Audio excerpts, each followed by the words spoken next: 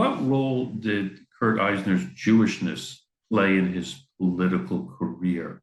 You make note that some converted, some maybe didn't convert. Was there anything Jewish about his political career? Yeah, that's a good question. And I try to go into detail in my book about it. So, of course, we shouldn't exaggerate. Eisner was not a Jew in the religious sense, but he never denied his Jewishness.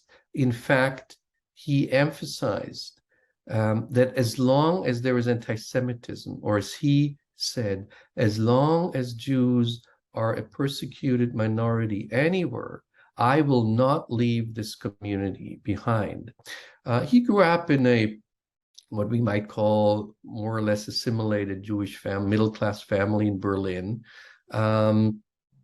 He had, as it was usual then, a Jewish religious education in the public school.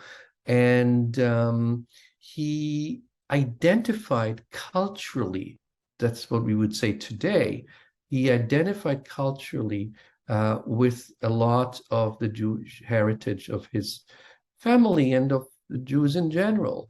For example, he always related to the biblical parts which appealed to him, the prophets, and he was proud of having this heritage in his family. So he never denied it, he never played it down, but he also didn't practice Judaism as a religious Jew. I mean, after all, he was also a socialist.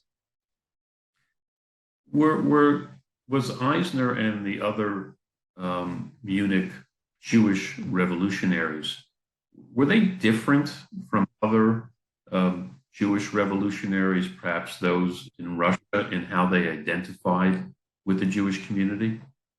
Yes, I would say somebody like Trotsky in Russia, or even Rosa Luxemburg in Berlin.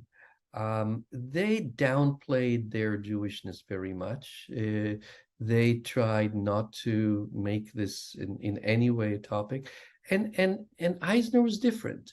He had no problem of calling himself a Jew.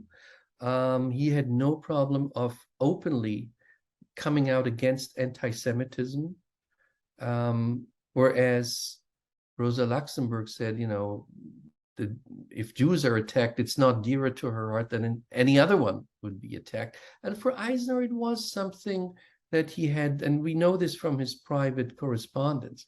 There was another interesting relationship which influenced Eisner very much.